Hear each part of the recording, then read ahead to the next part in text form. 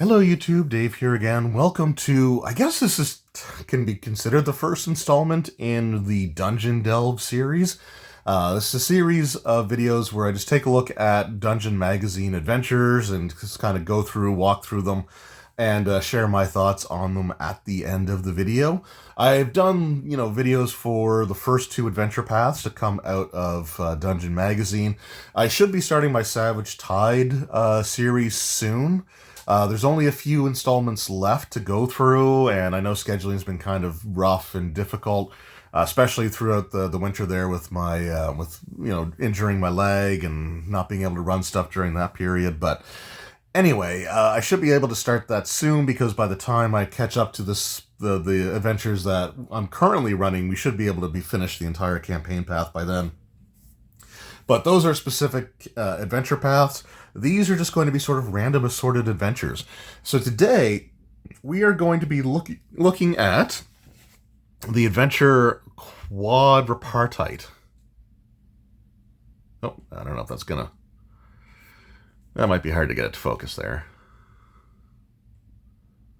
All right. Well, we'll see the title in there, but it says quad, but it also mentions that it's 5 adventures in one. So I do want to do a full on personal retrospective of Dungeon Magazine at some point in the future. So I don't want to go into too much depth and detail right now, but during the Paizo era of Dungeon Magazine and Dragon Magazine, Dragon Magazine was always pretty successful and was able to kind of stand on its own when Paizo took over the rights to produce them. But you also had 2 other magazines. You had Dungeon Magazine, and then you had Polyhedron Magazine, which was the RPGA, the Role Playing Game Association, their organized play sort of newsletter. It also included updated or new D20 little mini games that you could play with different themes.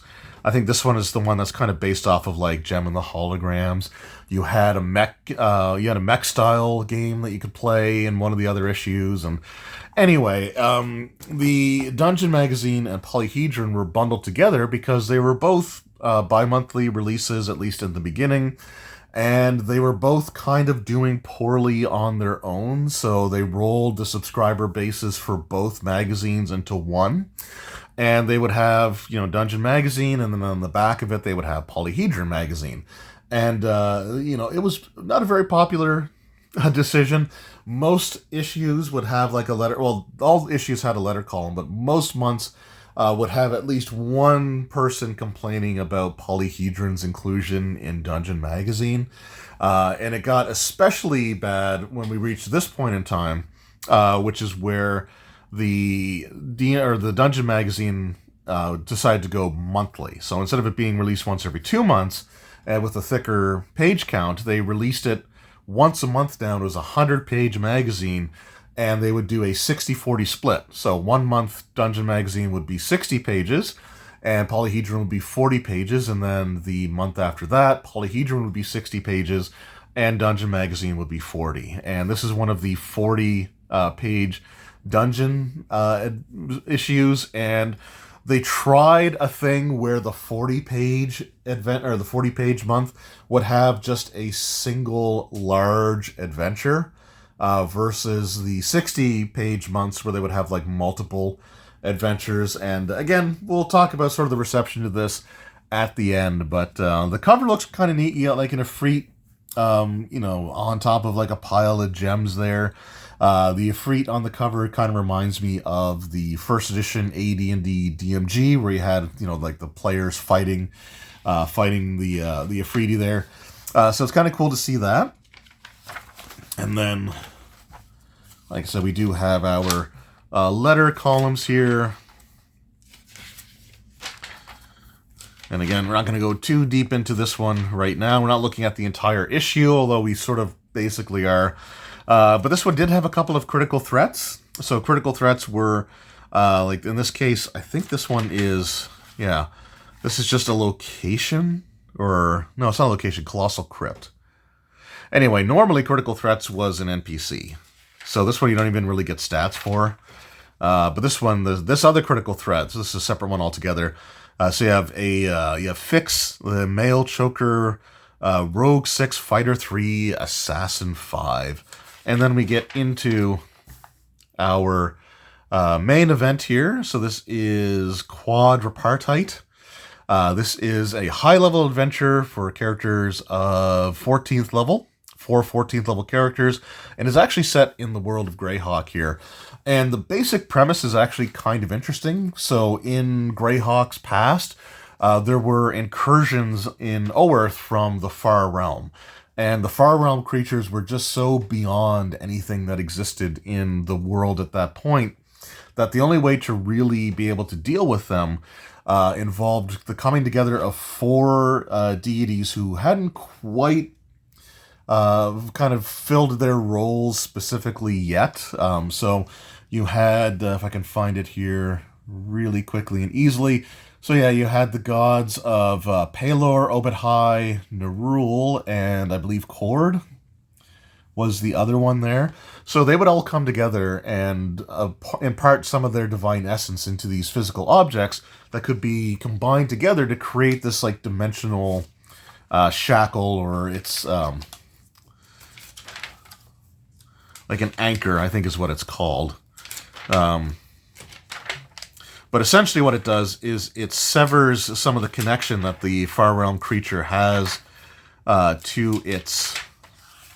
that it has to the realm itself, so it makes it easier to sort of deal with them. So anyway, we'll get to that part in a moment. But the objects themselves still exist to this very day, and they were used quite successfully to repel Far Realm incursions, and it had been quite some time, like I think centuries have passed, since the last real attempt to have like this Far Realm creature, sort of appear in Oerth here. However, one has been summoned, and it's up to the player characters to stop it here. So they're sort of contacted by an NPC named Tagus, and he informs them about this chaos creature that has been released, and it's making its way to a nearby town. And the only way to defeat the creature is to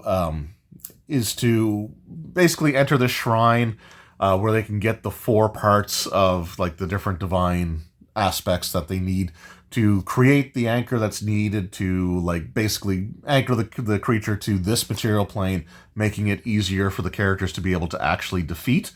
And the shrine is used by, when they enter the shrine, there's a series of riddles that they have to answer. And once they answer a riddle, it teleports them to an adventure location. So, for example, the first riddle is you feed it, it lives. You give it something to drink, it dies. And if somebody answers fire, the second they make that answer, they are teleported to this brass tower. And they fight some fire-based creatures, including, I believe, the Ifrit that's on the cover there. And he's got a gem in his collection, the Jewel of Fire. And it's one of the 4 items that's needed to be able to be combined to create this sort of like dimensional anchor thing. And again, like here's the entire, like the brass tower, that's the whole map there. You don't get a lot to it. There's a couple of encounters, and then you find the treasure hoard. However, the second somebody picks up the fire gem, the party is instantly teleported back to the shrine. So if there's other treasure there, but you mentioned sort of the Jewel of Fire, and somebody's like, oh, well, I'll make sure I pick that up. If they haven't gotten everything else yet, like all the gear off of the Afridi or whatever, then they are just teleported away back to the shrine to answer the next riddle. So the second riddle is, it cannot be seen, cannot be felt, cannot be heard, cannot be smelt.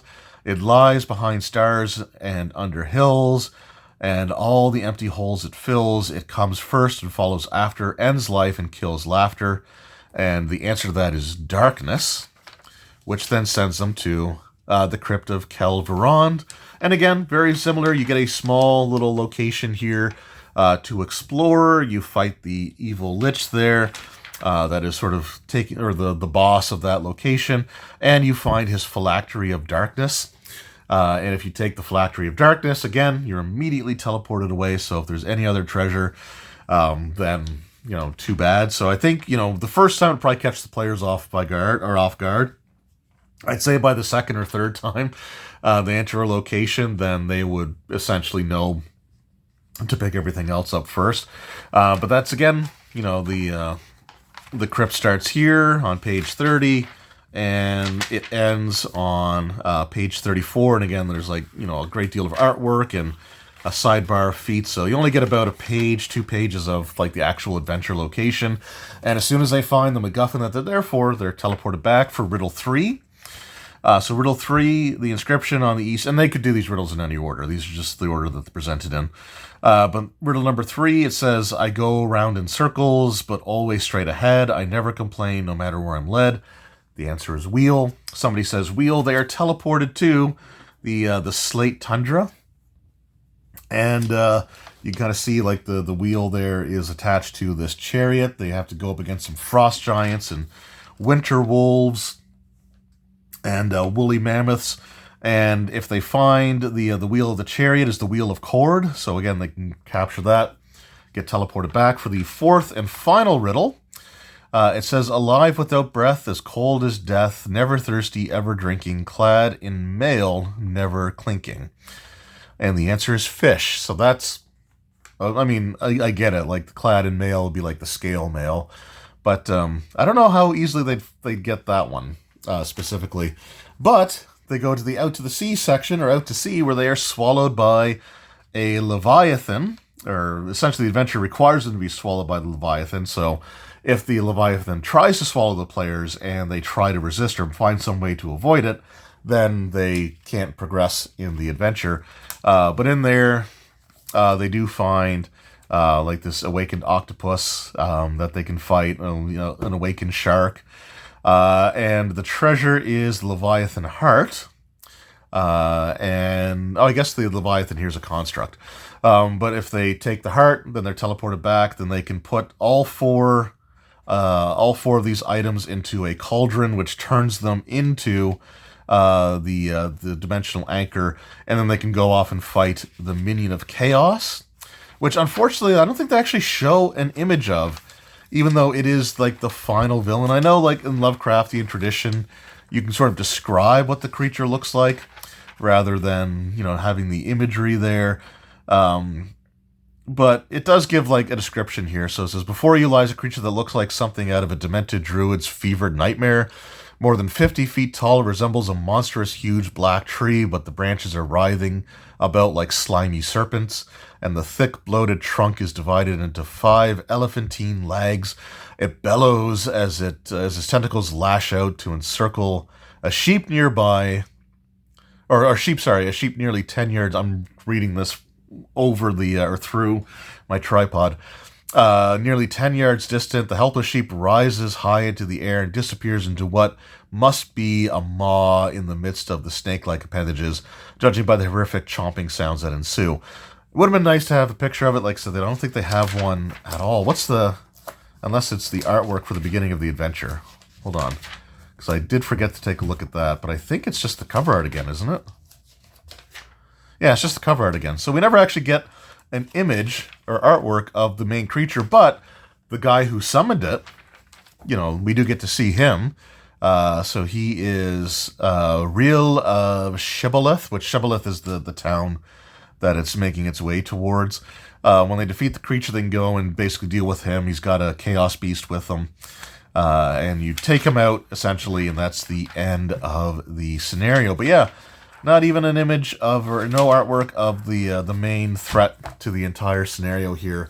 And this adventure was not particularly well received. I've been trying to find letter columns that talk about the issue specifically, and I don't know if people were really focusing as much on the adventure itself as they were on the formatting, because it's easy to find stuff about the formatting of these adventures. And the other decision that they had made around this time, when Dungeon Magazine had only the 40 pages to work with, they created a bonus subscriber section that was only able to be, or was only sent out to people who subscribed directly to the magazine from Paizo.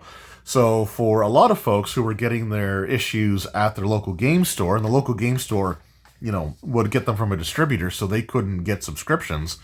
They were missing out on this section. Like I've never owned a bonus section, subscriber section, because I was getting this from my local game store. So a lot of people were really upset with that. And this style of the one big adventure, did not last very long.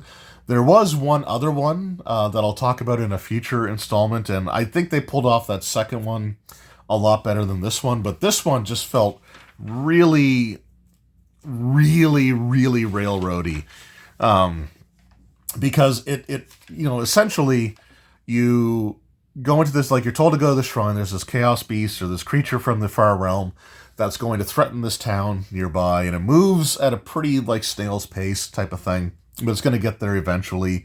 The only way to really be able to defeat it is to capture these items here. And like, you do weaken it a decent amount if you do get, like, the dimensional shackle there. Like the unanchored version is a challenge rating 20 creature, and if you manage to anchor it, it becomes a challenge rating 14. So, like, a lot of its DCs and things like that would decrease in some of its other numbers.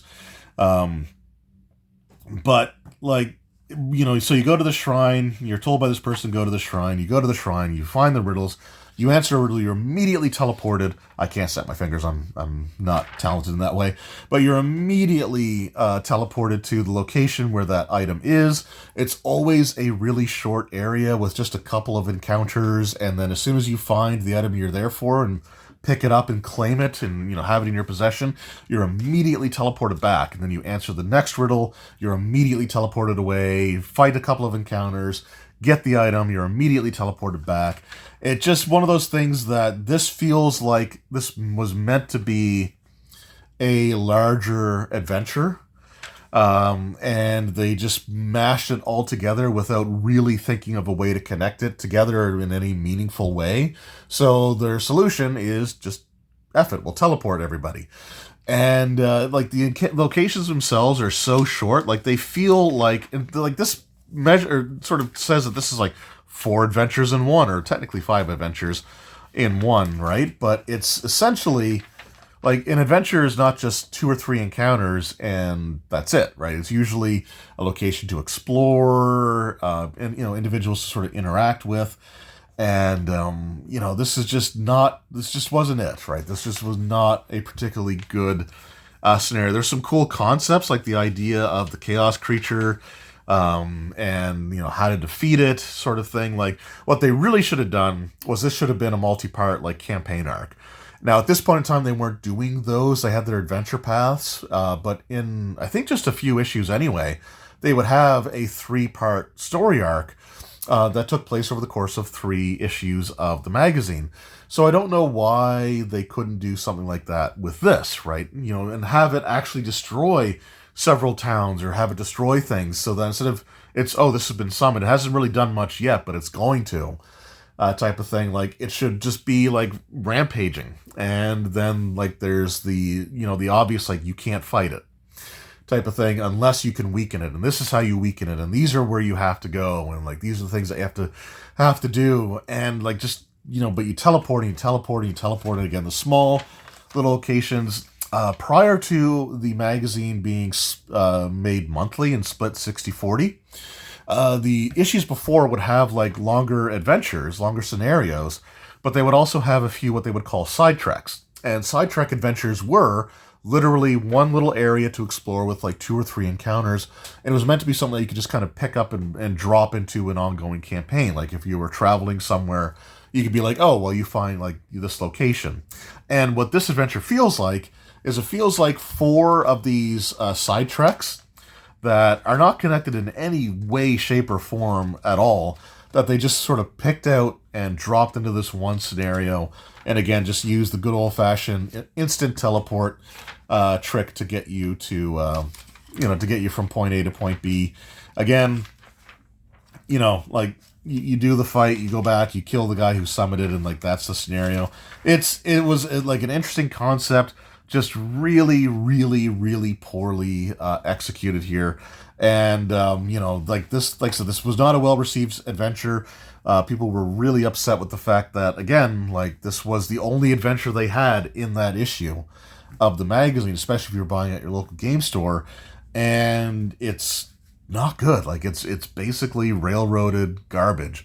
I don't know. It's I guess this is a weird one to kind of start the scenario on, or this series on. But I've been looking at this. I've been thinking about this like period in Dungeon magazine history, and I just like keep going back to like they had that one issue where it was like 5 different scenarios, and they were all like little footnote type of things that each one of these could have been an adventure, right? But as it is, it was an interesting time for Dungeon Magazine. They were still trying to find their identity. I don't think it would be too much longer before Polyhedron was just ejected altogether. Like this issue has the polyhedron on the back. Like you just flip it over for the reverse. I think the next 40-page dungeon also had that polyhedron where you flip it over. But shortly after that, it would just be in the magazine. So it wouldn't even be something you would see on the cover. And a few issues after that, Polyhedron magazine would be gone. But it was interesting to see kind of how they were trying to work out things. The bonus subscriber section was never popular with anybody. There's all kinds of letters of people complaining about that inclusion because it basically excludes people who are supporting their local game store, which we'll see in the next when I do the next one. That was just one adventure for like the entire magazine, but that one was pulled off pretty well. It was a cohesive story, one story versus these like 5 little mini scenarios. So that was the Quadripartite, which again is weird because quad is 4, but there's 5 things that's going on. Like there's the 4 objects, but anyway, I mean Quadripartite is like 4 parts, so it's the 4 parts of the thing that you need to complete the 5th adventure. But it's still just a weird name for an adventure, and just not a really well, like nothing's fleshed out type of scenario. Like I would never run this adventure. I might I could expand it out and turn it into like a legitimate adventure, but I would never run this as is. It's just so it feels so half-hearted, and I don't know. But let me know if any of you had run this scenario back in the day or played it. Was it run as is? Like, were you instantly teleported the second you answered riddles or picked up the item? How was the fight against the creature of chaos from the far realm? Let me know all that in the comments below. But yeah, this was a swing and a miss in a format for the magazine that proved universally unpopular. And, it wouldn't stay this way very much longer. And in a few months' time, they would do a drastic reformatting, which went from Dungeon Magazine being kind of like the weakest of the 2 magazines coming out every month to being my absolute favorite thing that I look forward to all the time. But we'll talk about that when I eventually do the Dungeon Magazine retrospective. But anyway, thank you all so very much for your time. I appreciate it. We'll see you in the next one. Until then, take care.